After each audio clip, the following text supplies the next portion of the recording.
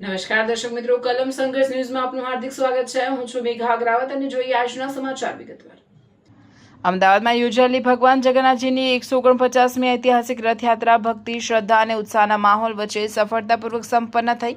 પરંપરા મુજબ ભગવાન જગન્નાથજી, ભાઈ બલભદ્ર અને બહેન સુભદ્રાજીનો રથ શહેરના નિર્ધારિત માર્ગ પરથી પસાર થઈ સરસપુર પહોંચ્યું, જ્યાં ભગવાનની બહેનના મામેરા તરીકે ઓળખાતી પવિત્ર વિધિ ભવ્ય રીતે યોજાઈ. રથયાત્રા દરમિયાન વિવિધ અખાડાઓના ખેલાડીઓએ પરંપરાગત શૌર્યકલા, લાઠીદાવ, તલવારબાજી સહિતના મનમોહક કરતબો રજૂ કરીને હજારો દર્શકોને મંત્રમુગ્ધ કર્યા. સજાવટ કરાયેલા હાથી, ઘોડા, ભજન મંડળીઓ અને વિવિધ સંસ્કૃતિઓ ઝાંખીઓએ યાત્રાના વૈભવમાં વધારો કર્યો. સમગ્ર માર્ગ પર જય જગન્નાથના જયઘોષ સાથે ભક્તિમય વાતાવરણ છવાઈ ગયું. સરસપુર ખાતે હજારો ભક્તોની ઉપસ્થિતિમાં ભગવાનને પરંપરાગત રીતે પ્રસાદ, ભેટ, સોગાદ અને મામેરાનું સન્માન અર્પણ કરવામાં આવ્યું. મામેરાની વિધિ પૂર્ણ થયા બાદ રથયાત્રા નિર્ધારિત માર્ગ પર આગળ વધી અને સાંજના સમયે જમાલપુર સ્થિત શ્રી જગન્નાથ મંદિરે સુરક્ષિત રીતે પરત ફરી. સમગ્ર યાત્રા દરમિયાન પોલીસ, વહીવટીતંત્ર, મહાનગરપાલિકા, આરોગ્ય વિભાગ તથા વિવિધ સેવાભાવી સંસ્થાઓએ ચુસ્ત આયોજન કરીને યાત્રા શાંતિપૂર્ણ રીતે પૂર્ણ કરાવી. લાખો શ્રદ્ધાળુઓએ ભગવાનના દર્શનનો લાભ લઈ રાજ્ય અને દેશની સુખ, શાંતિ, સમૃદ્ધિ અને સર્વાંગી કલ્યાણ માટે પ્રાર્થના કરી. રિપોર્ટર લાલાભાઈ પરમાર, કલમ સંઘર્ષ ન્યૂઝ. ભજન મંડળીઓ વાળાને ભાઈ તમારામાંથી કોઈ પણ લઈ લો ને અને આ બાળકને લઈ એની વિગત અમને આપો અને એને સરસપુર ચોકી પર મુક્ત કરી દો. યાત્રામાં પહેલું રસોડું છે. ઓકે, સુધી 10,000 ઉપર WFFCC ની ટીમે એ બાળકનો કબજો મેળવી લીધો છે. એને કેસરી કલરની જર્સી પહેરી છે. લગભગ 5 થી 7 વર્ષનું બાળક છે જે અમને અહીંયા મળી આવ્યું છે. એની વિગત હવે અમને મળશે. એના વાલી વાળા જ્યાં પણ હોય ત્યાંથી સરસપુર ચોકી ઉપર એમનો સંપર્ક કરે.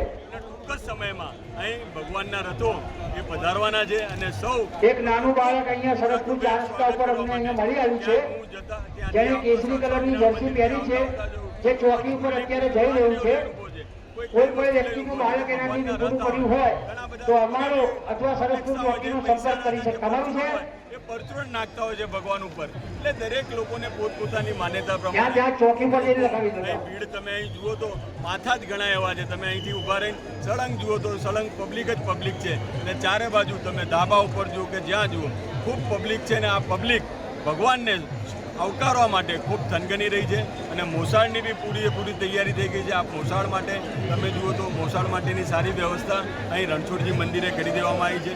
ટૂંક સમયમાં જ્યારે અહીં રથો આવશે તો મોસાળ લઈને સૌ લોકો આવશે, મોસાળું લઈને, અને એ રથયાત્રાના જે પારંપરિક વ્યવસ્થા છે એમાં મોસાળું ભરવામાં આવશે. જે ભૈયા બાળક અહીંયા પહોંચતું કર્યું તેમને ધન્યવાદ. આવી જ રીતે તમારી આજુબાજુમાં કોઈ વિખૂટું પડેલું બાળક રડતું હોય જેવું હોય જે તમારા ધ્યાનમાં આવે તો ચોક્કસપણે એ થોડીક મહેનત થશે, થોડી ધક્કાધક્કી થશે, સહન કરવી પડશે, તે કરીને પણ એ બાળકને અમારા સુધી પહોંચતું કરી આપવા મહેરબાની કરશો એવી અમારી વિનંતી છે. આ એક બાળક જે ભાઈને મળ્યું તેઓ અમને અહીંયા આપી ગયા, તેમનો આભાર. એ બાળકની હમણાં વિગત અમને મળશે જે અમે જાહેર કરીશું. અને મને એવી આશા છે કે અમી છાટણા સાંજ સુધી 100% પડશે.